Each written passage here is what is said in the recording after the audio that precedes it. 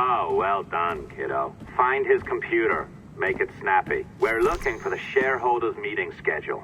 It's worth a lot of money to us.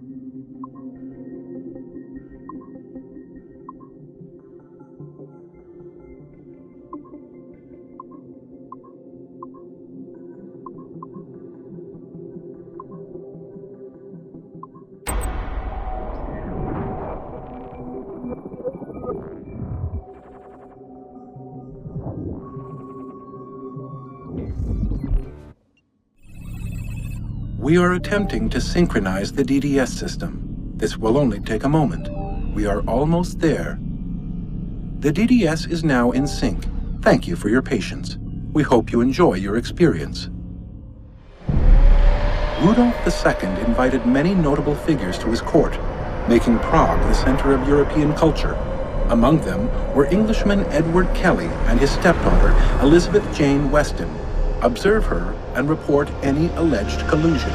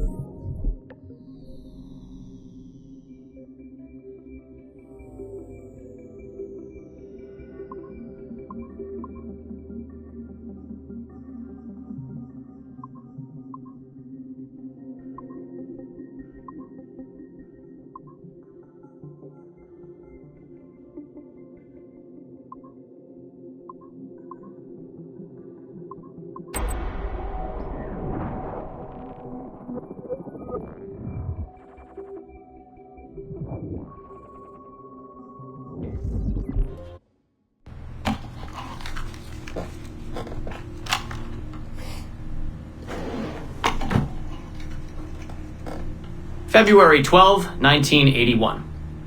Qualitative personal interview with Subject 1 on ancestral research regarding Avalon de Grandpré. How are you feeling? Any side effects? Not really. Aside from the headaches. They've been worse since I started staying in longer. But I don't want to stop. I like her. I want to know what she does next. What's it like? Reliving her memories. So different. The Animus, I mean. The past. At first it was confusing. Distracting. Like New Orleans, the stench. I wasn't expecting all the smells. Smell is the sense most directly linked to memory. When I'm in her memories, it's like I can smell more than I usually can. In general, women have a more acute sense of smell than men do. I had wondered how that would translate. Anything else? Yeah. She's smaller than me, but it's like her body could do more. Did that surprise you? At first, yeah. The ERA people might hate me for this or whatever, but I don't usually think of girls that way. Climbing things. My mom, my sisters. The animal feeling of Aveline sinking her hidden blade into the throat of... Go on. It doesn't feel feminine. What I think of as feminine. But then at the same time it does. Her center of gravity is way lower. That was a surprise. How easy it is to land. How steady I am on her feet. Sorry. This is hard to talk about. No, it's fascinating. This is what we need. Pure experience, in your own words. Okay. Can you tell me about Gerald Blunk? What about him? He and Avalon were close, but we haven't been able to ascertain if he might be your missing ancestor. Do her memories suggest anything to you? Does this make you uncomfortable?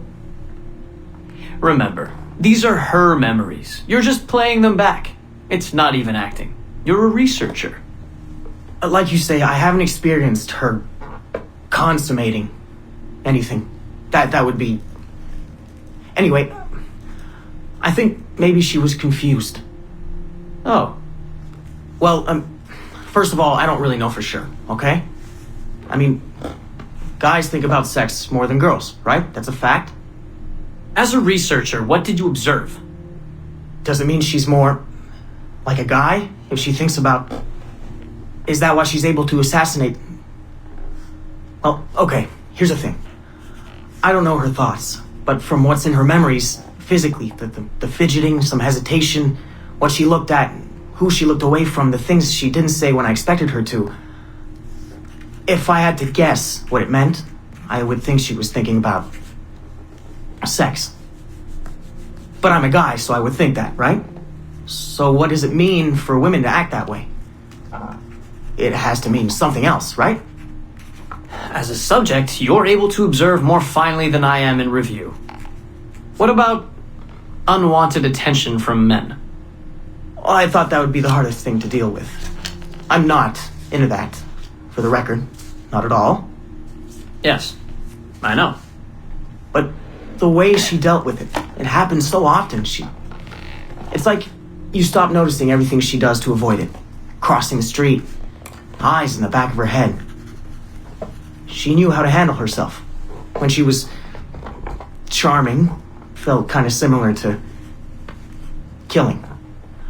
Or the build-up to killing. Can we take a break, Mr. Vidic? Of course.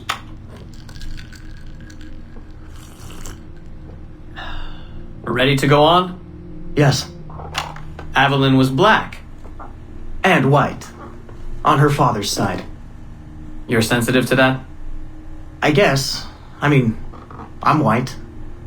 Aveline looks black, so that's different. But you get used to it. Like with the girl thing. Until someone makes you not used to it. What do you mean? I don't think I've ever had to think so much about what I'm wearing or how I'm walking. But Aveline, it's like she goes through her whole life in these uniforms. People expect her to behave in a certain way. Definitely. Sometimes I worry I'll slip up and play too relaxed at the warehouse and, I don't know, blow her cover. You can't blow her cover. I know. I'm just replaying the memories. I can't change them, I know. But I see it, right?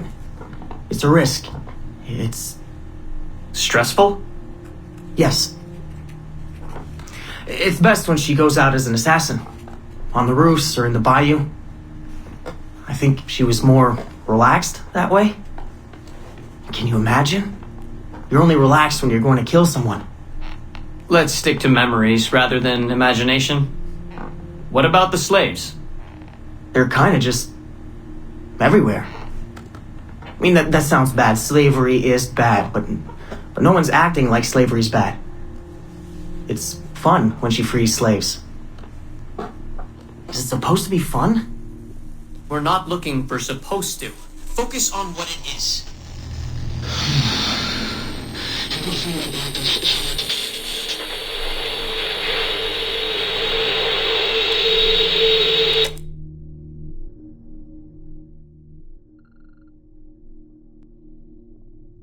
Just like the regulations say.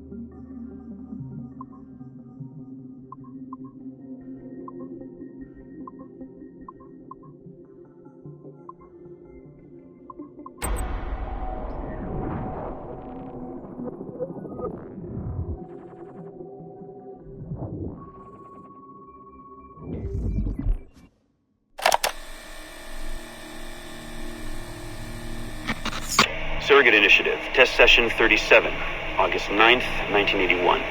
Host, Eileen Bach, DNA sample SB1970. Open! Good morning, Miss Kurtz. You look well, considering the circumstances. Are you rested? Have you eaten? Your friends are dead, Miriam. Bartel Schink and all his navios, his Edelweiss pirates. Executed for 5 counts of murder. Just a trial. You must be proud. There was no need! They were scum! All of them! You hear me? All of you are scum! Scum! Scum! I see it so clearly now. He didn't break, did they? You have nothing. Quiet, girl! You don't have the artifact. If you did, you wouldn't be talking to me at all. None of yours lay seat. I said None of yours lay seat. None of yours lay seat. None of yours.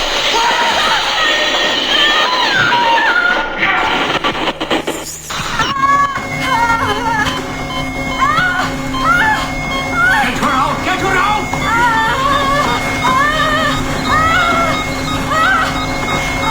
We're losing her! Shut it down! Everything!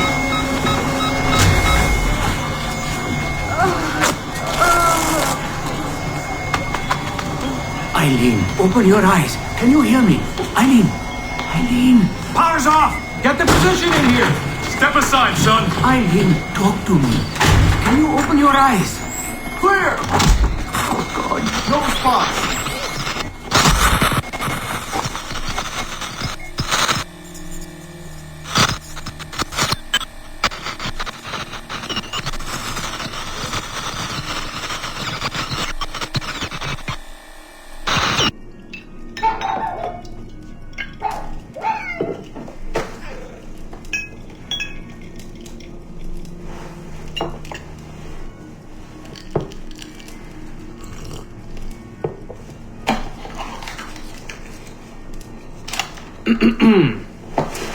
All right.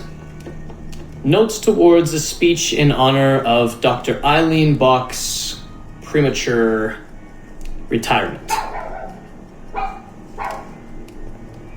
When I first learned of Dr. Bach's unfortunate accident, I couldn't help but feel a great sense of loss at... No.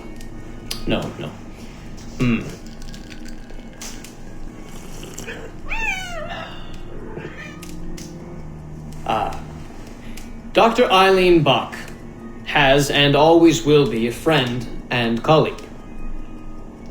When I first learned of her unfortunate accident, I was shocked, of course. To see any friend injured in such a way is deeply upsetting. And to further learn that her injuries were severe enough to force a premature conclusion to her brilliant career, well, I would not wish that fate on anyone.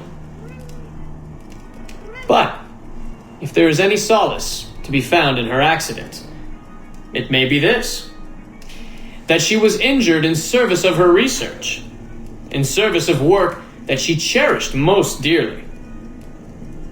And it is due to her diligence that some of the mysteries of genetic memory have been further illuminated.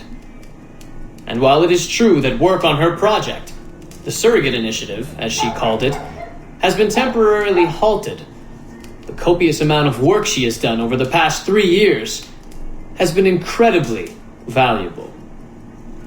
So while her work has been suspended for the time being, her legacy will most certainly live on.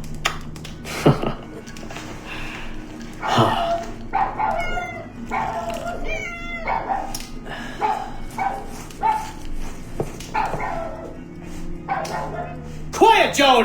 Quiet!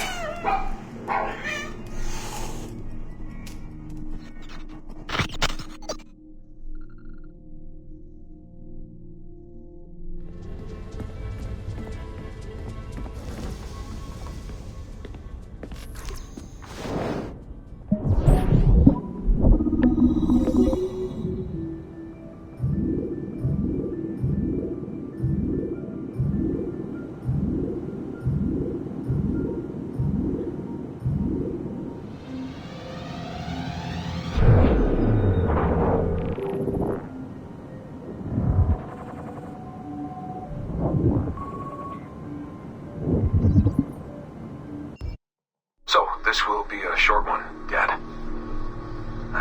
Something to remember me by if things go south. If I don't make it out of the temple today.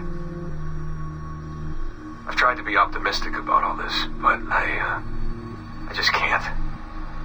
I think spending all this time in Connor's memories has made me anxious. I mean, his story is so painful in so many ways.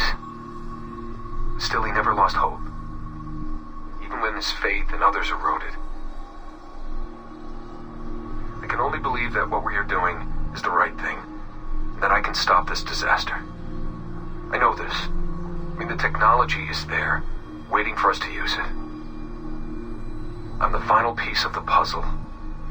Something in my genes, or my memories. Some final piece of code to switch the whole thing on. That's why I'm here. That's why they brought me here. Only, I don't know what I'll have to give up in return. My sanity, my life, it's impossible to say. I do know this. Our battle with the Templars will not be over. And whatever's inside that temple is not an ending.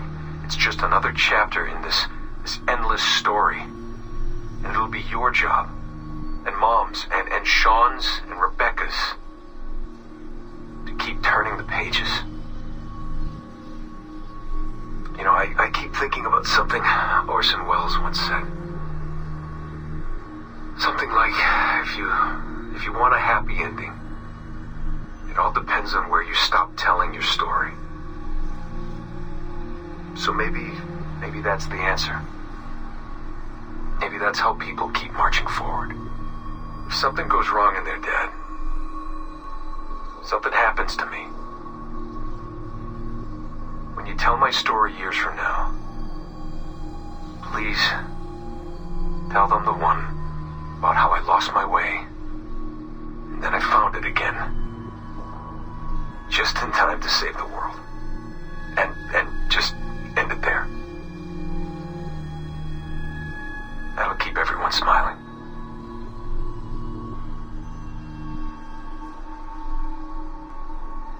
Goodbye, Dad. Say hello to Mom. Tell her I love her, okay? Tell her I love you both.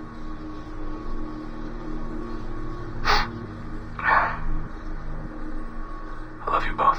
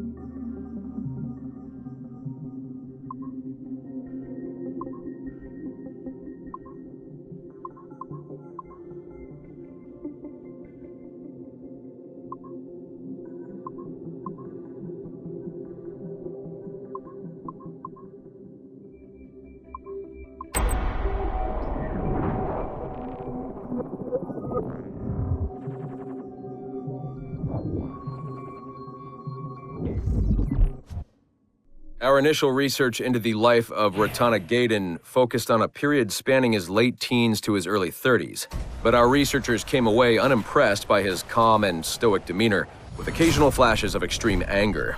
This was not the sort of leading man we felt comfortable endorsing. We decided, therefore, to delve into his early childhood, with the hope that scenes of pre-colonial America might hold some appeal. As you can see here, there is a certain naive charm and innocence to this young boy. Unfortunately, our researchers found this young man's story deeply problematic as well. For one, the omnipresence of the Mohawk culture lacks the balance necessary to tell the true story of America. And secondly, the Mohawk language would certainly be an issue for most of our audience. We therefore feel that although Ratana Tankon's early life would be of some interest to our more educated viewers, it's unlikely that his story would appeal on a broader scale, being too foreign, as it were, to normal audiences. Our team recommends we pass on this property.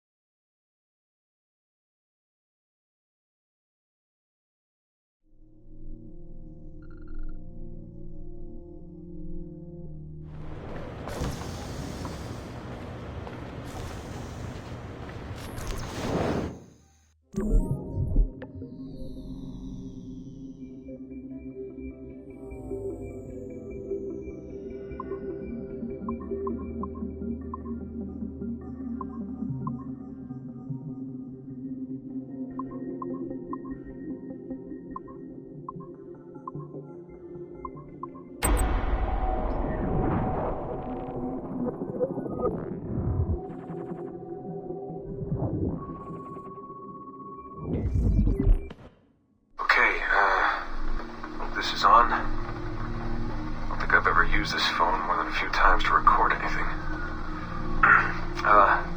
Hey, Dad. So, we're all here in New York at the motel. It's Queens, actually, in Astoria, near the NQ. Rebecca's off getting batteries for something. Sean's in his room doing whatever Sean does. And, you're out getting some food. Me? Well, I'm supposed to be getting ready to break into some offices in the financial district. Feels just like prepping for one of your old training drills, actually. 10 years go by, and then you show up, and it's like I was never gone, and we're right back to the ball busting and the conspiracies and the paranoia. Only this time, I believe you. I believe every word. You know, I don't even think you know the half of it. I don't think you know how much I've seen, how much I've learned in just a few weeks. Everything, really. I feel like I've lived 1,000 years, or 10,000 maybe. It's impossible to explain. But when you see that much of the world through the eyes of so many, you can't help but be sad. And to see all these incredible, intelligent people fight the same battles, make the same mistakes over and over again. Because culture and knowledge and history, these things, they aren't passed on through our genes. Every kid on Earth needs to relearn the basics. How to live, how to survive, how to stand up for what's right. So much is lost in the transfer. So much is added every generation. It's a shame. And over, everything must be learned again.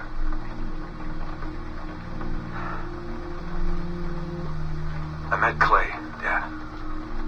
Clay Gesmerick, in the Animus. I knew him by his Abstergo handle, Subject 16. My predecessor. And he showed me things. He passed them to me just before he died. Or got deleted or whatever. Everything he'd learned, everything he'd seen. God, how do I talk about this?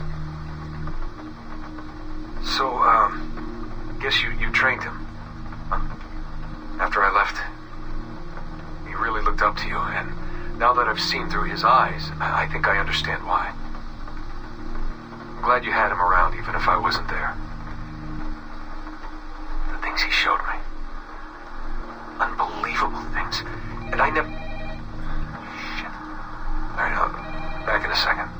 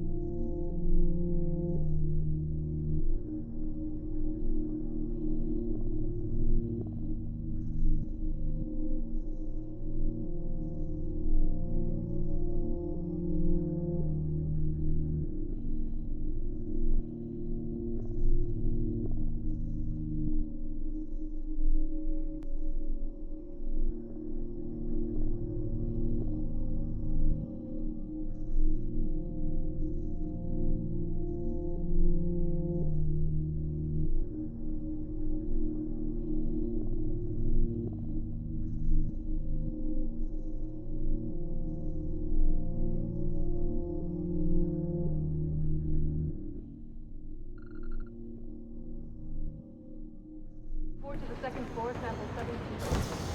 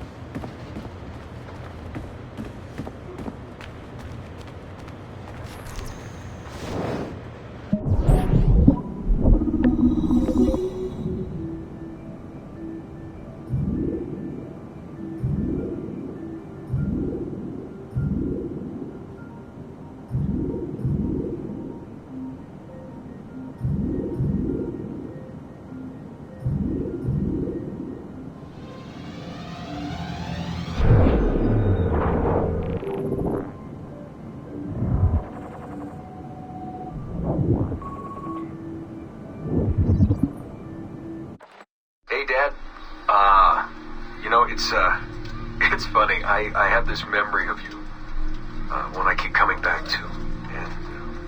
And I always think about it when I'm working or just before going to bed, because it sort of calms me, I guess. I was 14, I think, and you were trying to teach me how to walk with a light step. Remember that? How to be mindful of how much noise I made when I moved around. Simple stuff. Stuff I understand now, but back then, I gotta tell you, I thought you were just being an asshole. You told me you were gonna go up to your room and sit with your back to the door and read a book. And you wanted me to wait at least 15 minutes and then sneak up there and tap you on the shoulder without you knowing. I even remember the book you were reading at the time, the one by Captain Johnson. And you warned me that if you caught me, we'd have to start all over. Then you went upstairs. And I waited.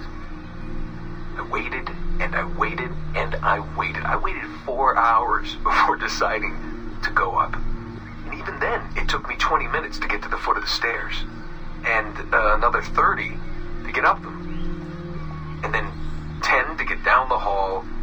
And there I was at the door and peeked into your room. And I was so hoping that you'd be asleep. But no, you were still reading. And I just about shit myself. But 10 minutes later, I was just 5 feet away from you. And that's when I remember setting my foot down, and you flinched. Ever so slightly, you flinched.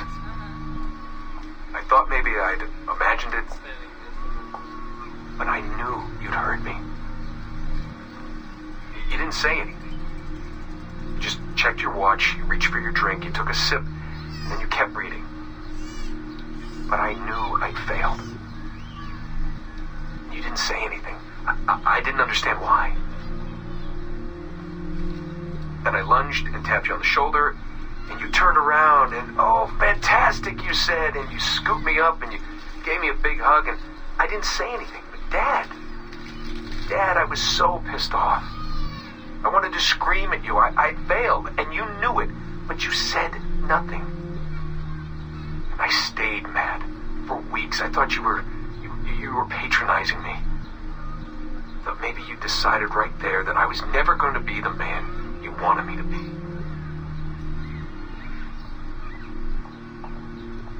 But I realized just a few years ago that you checking your watch, that was the clue, wasn't it? You let me win because I had been so patient. And I guess that impressed you. You know, maybe at that moment you thought it might be better to be my dad instead of my mentor. I don't really know. Maybe for you they're one and the same. You know, either way, I'm happy to know that both my mentor and my dad are looking out for me that day. I didn't understand that then. I think I do now.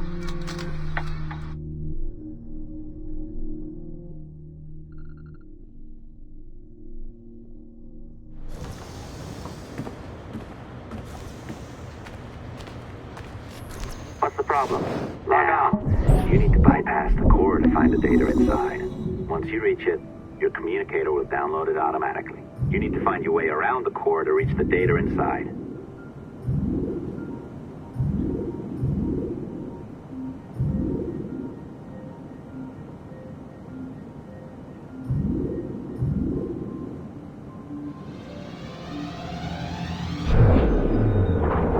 You cracked it. Good. The file should be downloading. I set up a database for any data you find. Just look for the My Files section in your communicator, and you'll be redirected right away.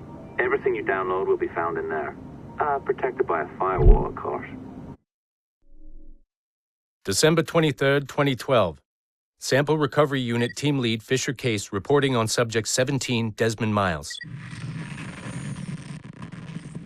The subject was deceased and unattended. Time of death was placed around 0 hours and 7 minutes, with conditions favorable for DNA sample recovery. We had some initial concerns about interference in the vault, but given the skill and talent of this team, we were able to capture useful data. I personally retrieved the subject's backpack and extracted a number of objects of interest to undergo detailed analysis.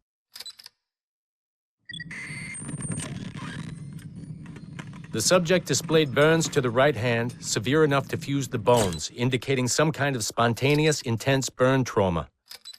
Honestly, we've never seen anything like it before. Head, neck, and torso remained in good condition. I hand-selected recovery agents to retrieve fluid samples, blood and saliva. We then commenced material extraction and were able to preserve several exemplary samples. Data analysis and sequencing is already underway, and I'm told proceeding with exceptional ease. Thanks to the cloud database and the work of Abstergo Sample Recovery Unit 3, the legacy of Subject 17 will continue uninhibited as Sample 17.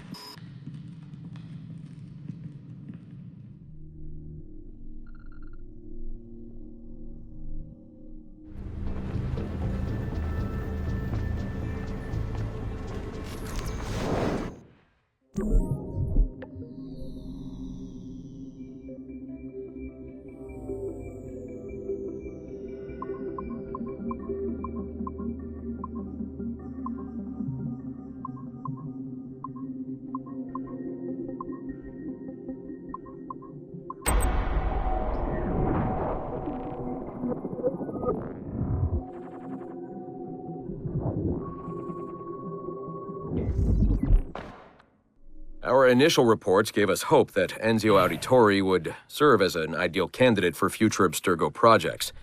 His charisma, sexual magnetism, and wry humor gave him all the qualities of a leading man. However, his corruption by the Assassin Order robbed him of these qualities as he fell deeper and deeper into a spiral of revenge. Enzio was frequently known to articulate a passive acceptance of evil. He was also a man of ugly contradictions, one who preached free thought, yet traveled well beyond his home country to proselytize his corrupted creed, just as he's doing here with this impressionable Chinese girl. Notice, too, that in his gestures and bearing there is still something of the old lecher in him. Enzio's entire personality is built around pure demagoguery, claiming his philosophy is about love when violence and coercion are his primary means of tackling problems. We have therefore come to the conclusion that Enzio Auditore da Firenze would be a risky character to develop.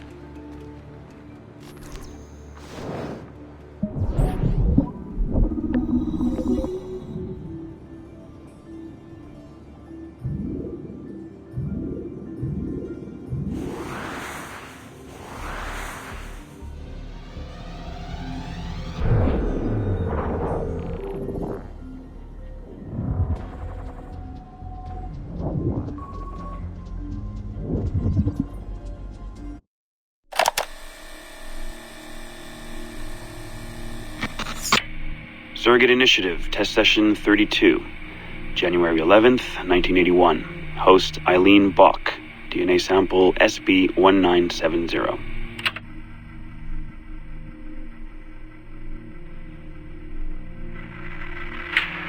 Miriam? Miriam, is that you? Are you in here? Bartle! Oh, thank God you're safe. You've been worried sick. Bartle, how did they find you? Oh, Jesus, what would they do to you? Has they hurt you at all? I told them nothing. All they do every day is ask about you and that artifact. But I didn't tell them anything. Nothing. I know you didn't, Miriam. But how are you? You aren't hurt? Not badly, no. I'm fine. Good. We need to get the message out to Oscar. Somehow. We need to tell him where... Very interesting footage, Eileen. This is Germany, you said. World War II? Most of the memories I've been able to access come from a period where Miriam was imprisoned by Nazis in Cologne. Miriam. Is she still alive? No, she was my ex-husband's mother. She passed away about 5 years ago. Well, she was spirited. An impressive lady. Definitely. And the man, Bartle. He made reference to an artifact. Any idea what that is? My team is looking into that, but it's not our first priority. We still need... It is now. Really? You must have other recordings of this woman. Are there any other mentions of this artifact I should know about? Half a dozen or so, yes. What's this about? You have questions, I understand that. I don't have answers for you. Not right now, but I do have money. And if you get me those recordings and bring me any other artifact references you find, then I will triple your operating budget for as long as I can. Triple my budget? My God, what is this? 9 a.m. Monday morning, my office. We have a lot to discuss. But Lillian, I don't... Have a good weekend, Mrs. Bach. Fantastic work.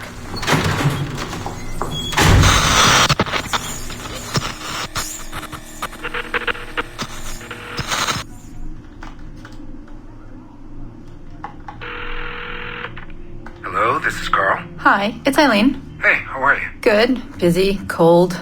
The winter's been terrible. Seamus won't like that. The weather's been mild out here. Well, he's only coming for a month. He'll live. And I'll be so busy he won't have to worry about his mother bothering him. Still working 12-hour days. I should move a bed into my lab. Look, if you're too busy, Seamus can stay with me. No, I want to see him. We'll have fun. You're not too busy to be a mom and a genius. Of course not. His flight lands at 8:15 p.m. tomorrow night. You'll be there? Of course. 8:15 p.m. Let him know you'll be there. Thanks, Carl. I need to run. I'm sorry. Take care. You too.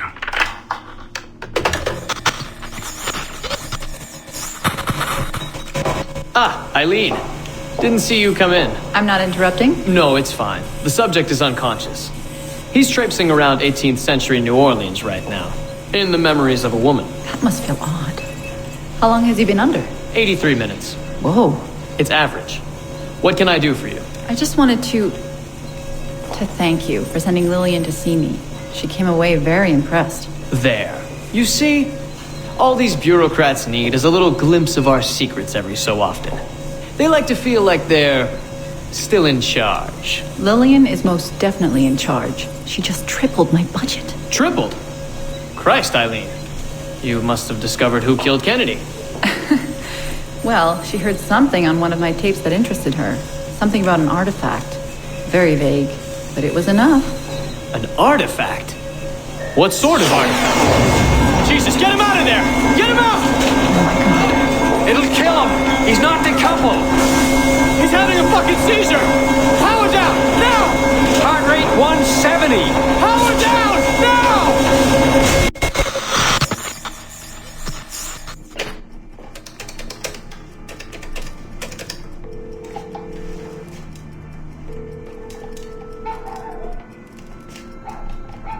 Eileen, Warren here. I was all ready to apologize for the late call, but you seem to be away. Maybe with your son. Listen, since the unfortunate incident with Subject 1, there's been a lot of dire talk around the office about my Animus project. About shutting it down. About it being unsafe. Typical top brass bullshit. And if they shut me down, then your surrogate initiative goes away too. I'm sure you're already well aware of that. Well, let me be the first to reassure you. This will not happen. I will not let them take this from me. From us. I will not let one death, of an undiagnosed epileptic I should add, I will not let this destroy the decades of incredible research done by our predecessors, and the 5 years I've spent perfecting the Animus. There's still more work to be done, and countless rewards to be reaped. So I wanted you to be the first to know. I have decided to volunteer myself as my second subject. I am convinced that the Animus is perfectly safe, provided I stay within the boundaries of my own ancestral bloodline. Next week I plan to prove this by staying a full 4 hours in the Animus. I would be grateful if you and your team would monitor my progress. And after this necessary but ridiculous proof of concept, I give you my word that I will work closely with you to solve your outstanding problems. Your surrogate initiative is a bold idea, and I do believe it is the future of the Animus project. But while we have the Animus itself, I do not want to waste precious opportunities to prove its safety. I'll see you in the office on Monday. Goodbye.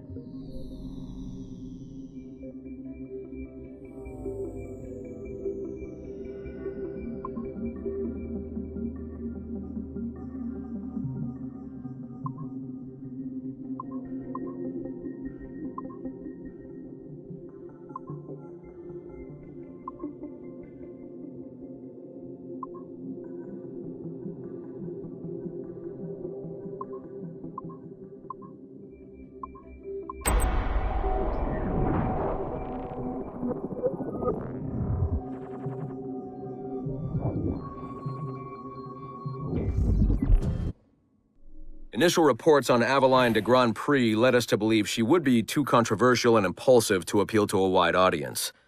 Teenage memories show her brainwashed and trained to kill political foes of her highly unstable mentor, Agate.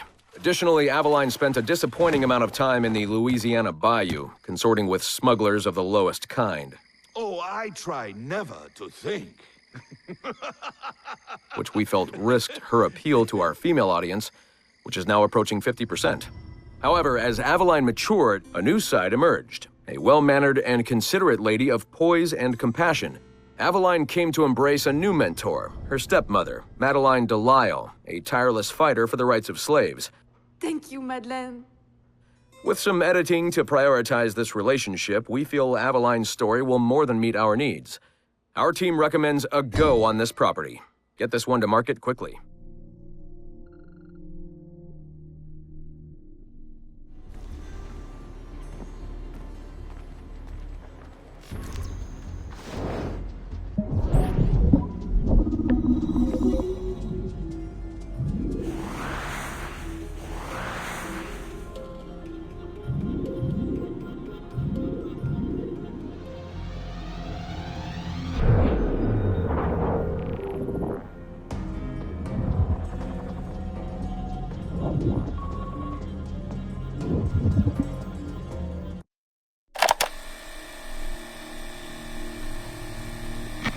Timestamp August 16th, 2013.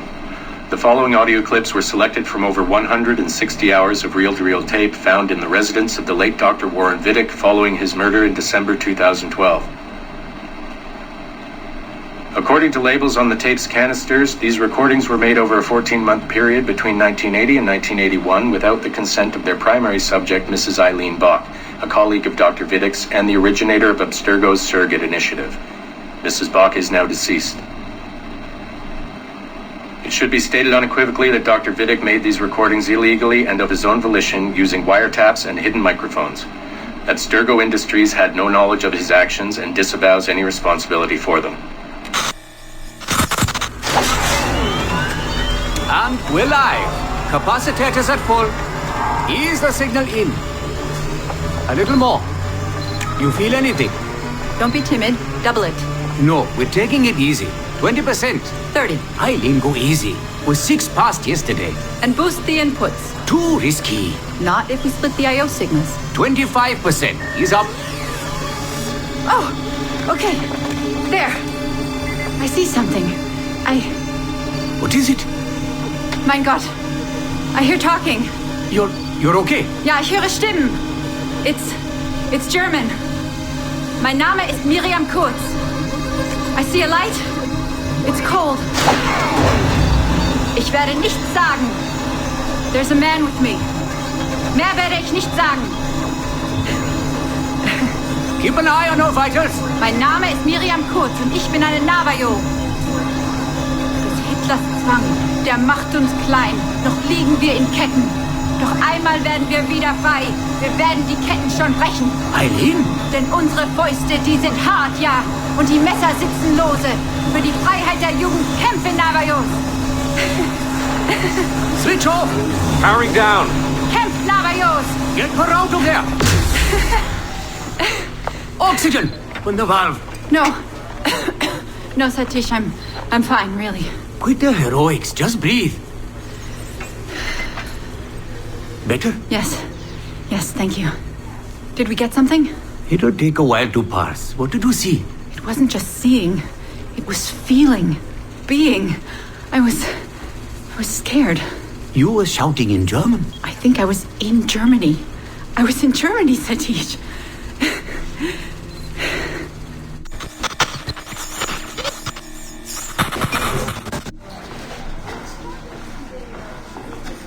Good morning. Well rested? Exhausted. Yesterday was an incredible find. Seems so. What did it feel like? It's foggy, but I relived the memories of a young German woman. Early 20s, I think. A man was interrogating me, looming over me and asking questions. He was shouting, but I was shouting back. And then this poem just came out, like a chant. Fascinating. I'm eager for you to hear the tape. Is it ready? Yes, we transliterated the data onto an audio file. It took all night to process the language. Spool it up. Of course. Have a seat. Judging by the subject matter and the setting, I'd say you landed somewhere in Germany in the 1940s, 1 or 2 generations back. During the war, I'd imagine. 1940s Germany? That would be Miriam Kurtz, my ex-husband's mother. So she's not related to you in any way? God, I hope not. I'd hate to find out my ex-husband is also my brother.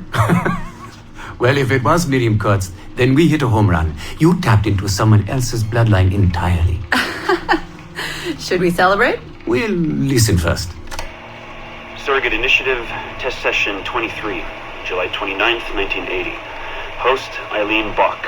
DNA sample SB1970. It's a little garbled at first. This is you settling into the memory. Your name, say it. My name is Miriam Kurtz. Louder. My name is Miriam Kurtz, and I am Navajo. Where did you last see the artifact? Who holds it now? I'll say nothing. I've told you all I will. I don't believe that is true. Who has the artifact? Hitler's dictates make us small, and are bound in chains. But one day again, we shall walk tall. No binds will us restrain. Enough! For hard our fists, yes, and knives at our wrists for you to be free. Navajos lay siege. Knock her away. Navajos lay siege. And that's where we pull you out. Whoa. What would it take to get a visual render of all that? Months, unfortunately. It took 13 hours just to process the audio. Visual takes much longer. But Vidic is able to record audio and visual in real time. How does he do it? His subjects are exploring their own genetic memories. That requires much less processing power. Hold on, sorry. Eileen here. Hello. You have 10 o'clock in Lillian's office. It's 10:13 now. Oh, shit. I'm sorry. Tell her I'll be right there. And tell her we have some good news. No problem. You in trouble? The monthly progress report. I'm trying to be honest about our progress, but no matter how much I polish our facts, Warren Vidic swoops in, promising the moon for pennies, and gets 10 times the funding for his Animus project. Well, we are using his Animus technology. He's the foundation. We are the skyscraper. Which is why he should be a tech lead, not a project director. Good work, Satish.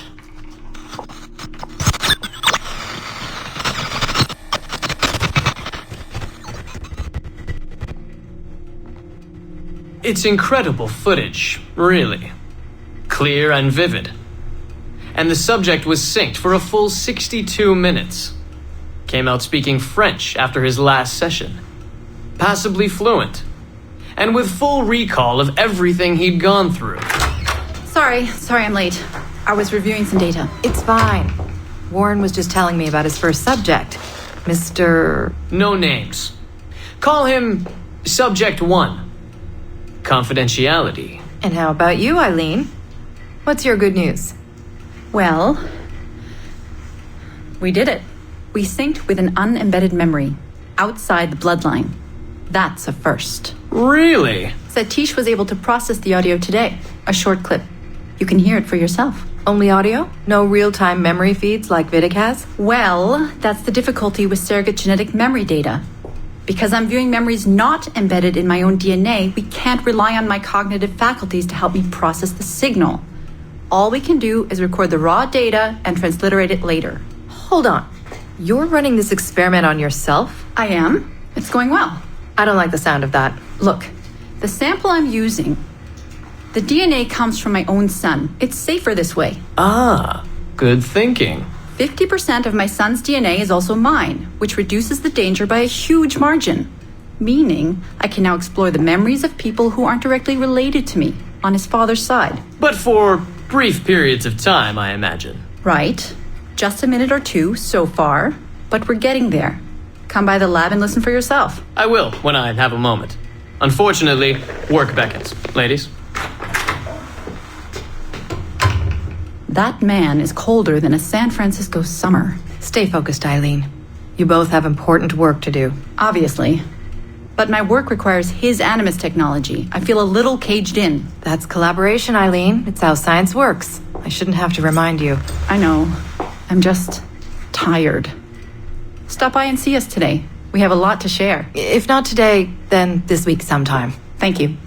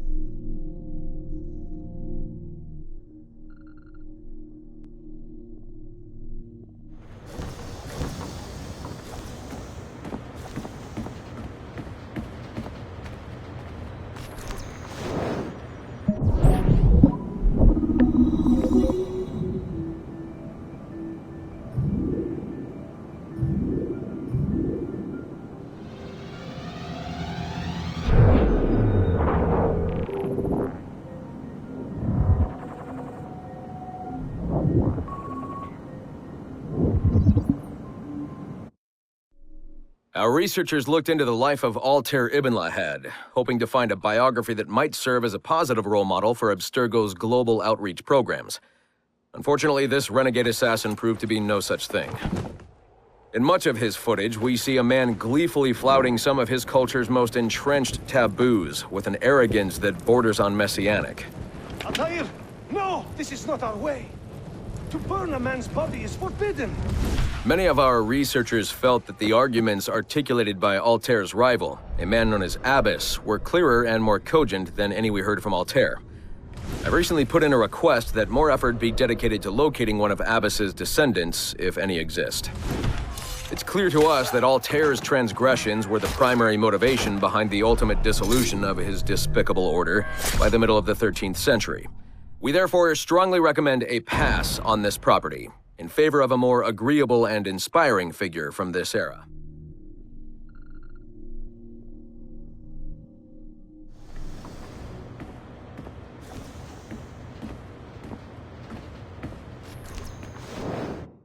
Be careful now. As the data moves, there are security programs constantly monitoring the data flow. You need to sneak past them, or they will destroy your data and send it back home.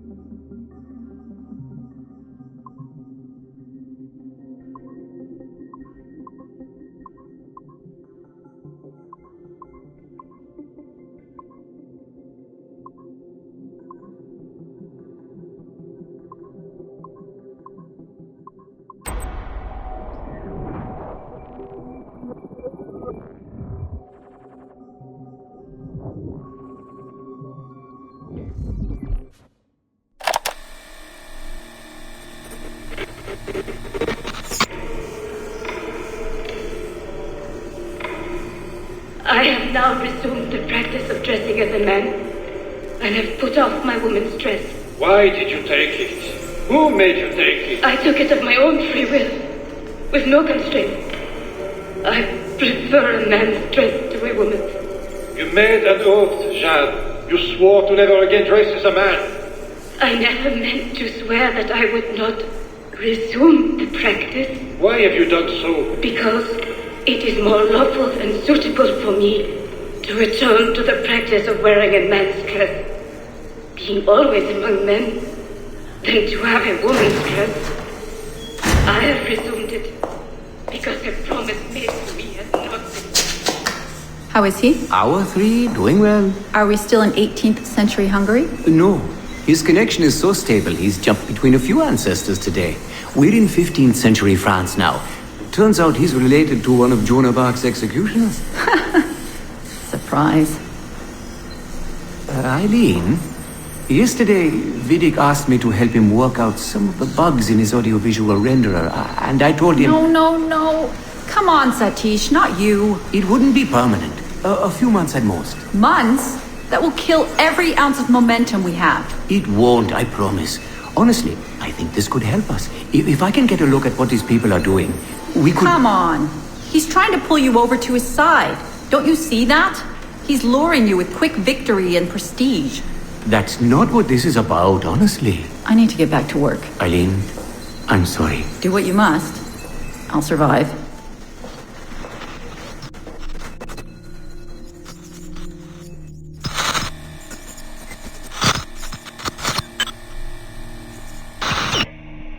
Surrogate Initiative, Test Session 32, April 2nd, 1981. Host Eileen Bach. DNA sample SB1970. Miriam, are you awake? What? Miriam, they're coming for me. Oh, is it God? I see them from my window, amassing in the courtyard. My time is up. Battle, don't say this. You don't know that. Forgive me for this, Miriam. But I must tell you something. The artifact. We have it. But only Oscar and I know its location. Don't tell me. They will release you. Your family has connections. You must take the artifact and bring it to the assassins in Paris. Please don't. I don't want to know. It's safer if I don't. Hush now. If I die, knowledge of its location dies with me. You must bring it to the assassins. Assassins? I don't understand. The spire of St. Petrus. No, I don't want to hear. Cell 7! Stand!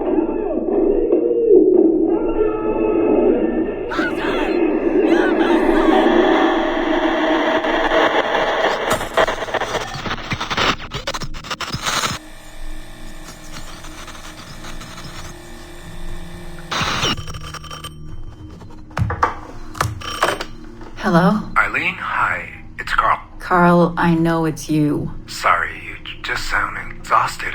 Did I wake you? No, I've just been busy. It sounds like it. I'm just a little tired, that's all. No, I mean, your project sounds fascinating. Your colleague, Dr. Warren Vidic, he called me recently and he told me what you've been up to. He what? Warren? Yeah, he told us about your research, memories, ancestry, all of that. He even asked if we'd be willing to come in and... No! Jesus, no! What the hell is he doing? Eileen, it's okay. We signed some papers, non-disclosure stuff. No! He's trying to fuck me over! Damn it! Eileen, we just talked about my mother, just like you and I did. World War II. That's all. It's the artifact. The what? Carl, if he calls you again, you tell him you work through me, okay? That's it. Vidic has been a pain in my ass for years, and I don't need him getting all the glory for my 2 years of hard work. All right. So how should I go about this? I mean, the wheels are in motion. I don't know. Just go through me if he contacts you again. Please? All right. You'll do that? Of course. Yes. Thank you, Carl.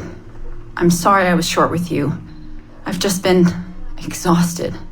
That's all. It's all right, hon. Just take care of yourself. Morning, Eileen. We're almost ready. Just a few more adjustments. Okay. I had the team do some research on this artifact we've been chasing, and it appears the Third Reich actually found something matching its description sometime in 1940. Eileen, are you all right? Sorry, yeah. I'm fine. Just a little scattered. Vidic called my ex-husband last night. He wants to put him in the Animus. To find the artifact before us? Exactly. Well, it would be faster using Vidic's Animus. And maybe that would get us back to our original work. Satish, if we let that happen, then all our money dries up. Lillian is paying for us to find the artifact, not improve our methods. Do you understand? Right, of course. I'm sorry. Let's just burn those bridges when we cross them. Are we ready? Yes, just a few more adjustments and you're in. I made a small change to the genetic input modulator. I'm hoping that buys us a few more minutes. Even a few seconds would be nice. I'm ready. All right, settle in.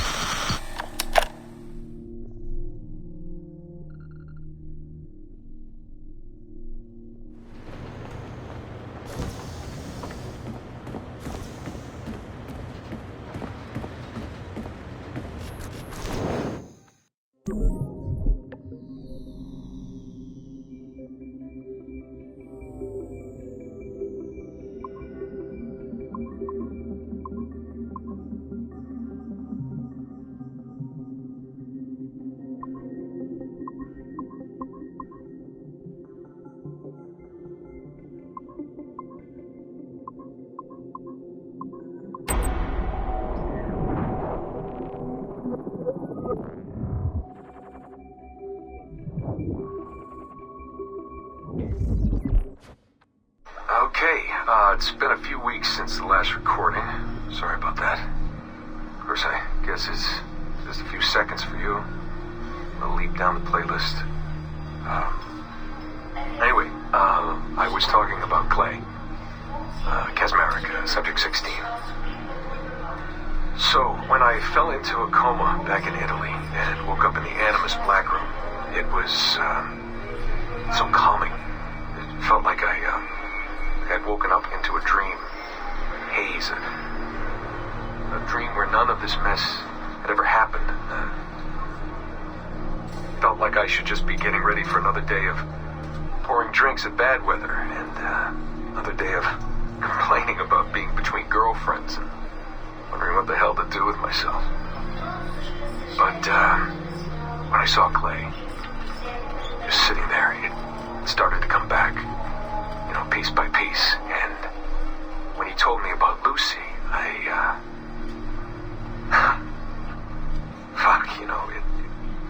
it hurt. Realizing that I killed her without thinking or feeling anything. Not at the time, anyway. well, things just kept piling on. There were more memories of Ezio and Altair and the first civilization. And then, right before he vanished, Clay passed on his memories to me. He showed me everything he had seen and lived through, and it was brief, but overwhelming. Not really sure how to explain.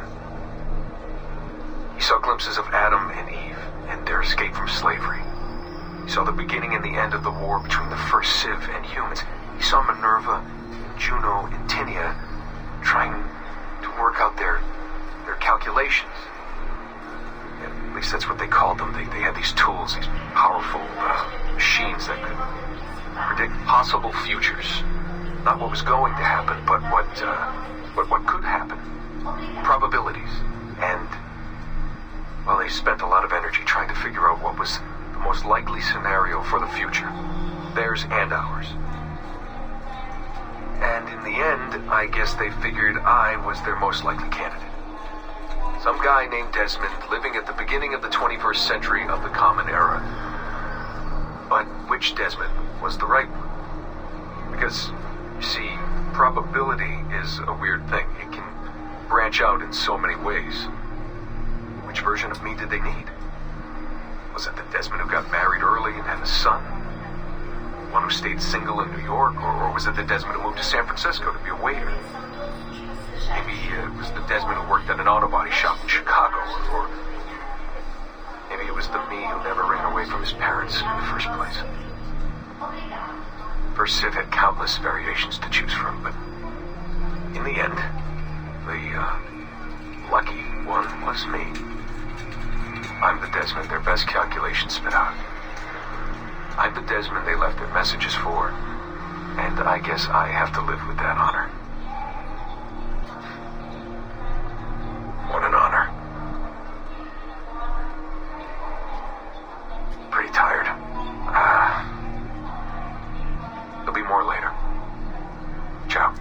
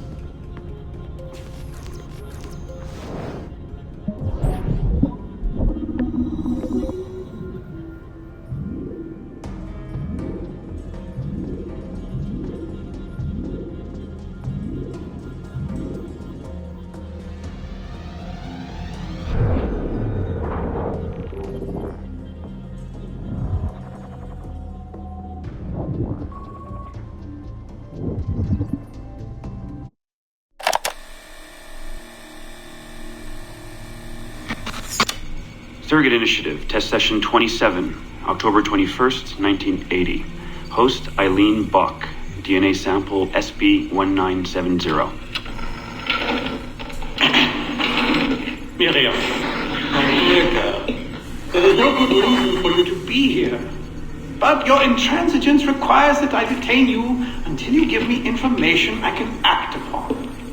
The location of the artifact, perhaps, or the whereabouts of your leader, Bartel Shink. Just a little something to give Minister Goebbels some encouragement that we are on the right track. How about a nice hug? He looks so sad in all his photographs. Yes, he does, doesn't he? Perhaps you could pay him a visit yourself. He likes beautiful women, actresses, musicians. Pirates? That's right, pirates. Pirates of the Edelweiss. Isn't that what you kids call yourselves? It's very amusing. And illegal, of course. Breaking Hitler's laws is half the fun. Oh, I imagine so. I imagine you were having a wonderful time just before we captured you and your insurgent friends. And that's the end of it. Damn it. Why can't we sustain the signal for more than just a few minutes? I need to relax. That's not the issue. This is dangerous work. These memories aren't in your bloodline. That's why it's not holding. There's got to be a solution. Any idea what they mean by the artifact? I've heard it a few times now. Not sure. I don't think Miriam knew either. Not much comes into her mind when she asks about it. But she's protecting the other members of her group, the Edelweiss Pirates or something? Yeah. Bartel Shink. Have we looked him up? No, we can. We should. Put your intern on it. Right. High priority. Yeah. This isn't getting any easier. Jesus.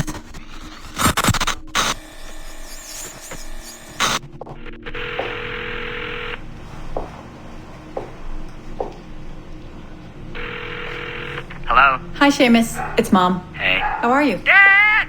It's Mom! Hello, Eileen. Hi, Carl. How's Seamus? Great. We were out shopping for school clothes. Yeah.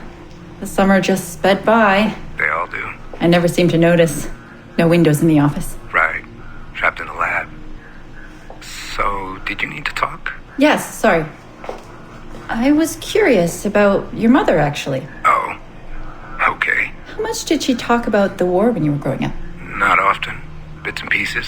Why? I was doing some research last week about World War II, and something came up about the Edelweiss Pirates, or the Navajos, and your mother's name popped up. Really? That's an odd coincidence. Does any of that ring a bell? Yeah. Mom ran with that group while the war was on. There were a group of kids who wanted to avoid the Hitler Youth programs, but in later years they escalated their activities to, bigger ideas like vandalism and sabotage. But why Navajos and pirates? Just some of the names they used. Navajos, Edelweiss Pirates, you know kids. There were little pins, little white flowers. I may still have hers. That's interesting. And this is for work? Researching my mother? Not exactly, but... Sorry, I can't talk about it. Right. You never could. Hey, don't. I didn't mean to be flippant. No. Don't mind me. All for the greater good. I like to think so.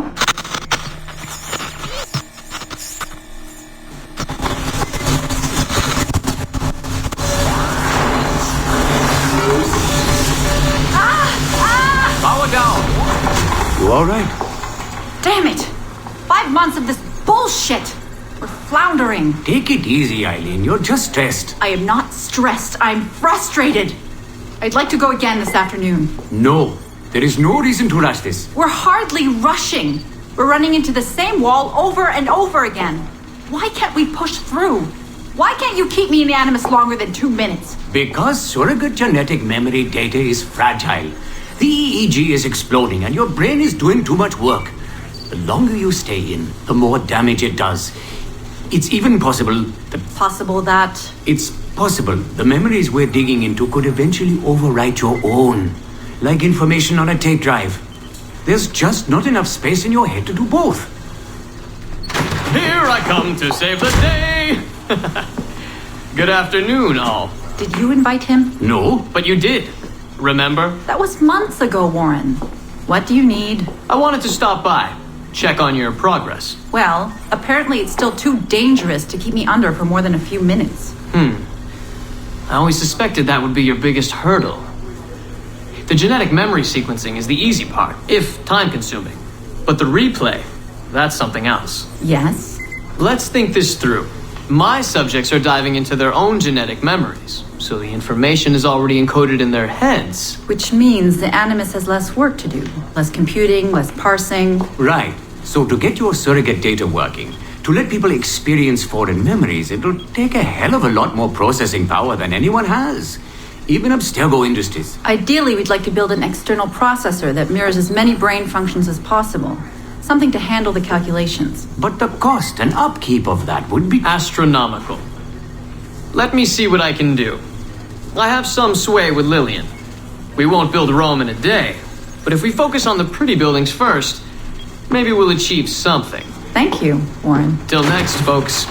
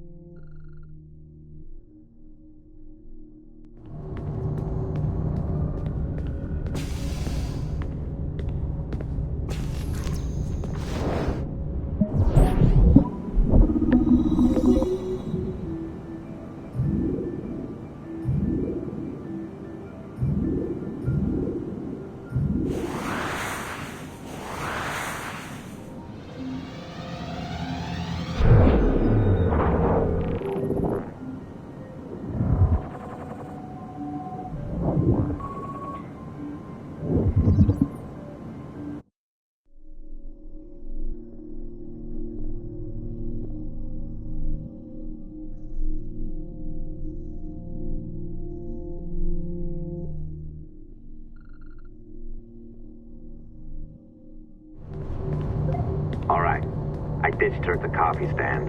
Find a server containing the network logs. Since I have a record of each and every one of your hacks, we'll just search for the timestamps on those and turn that data into something harmless. Easy as that.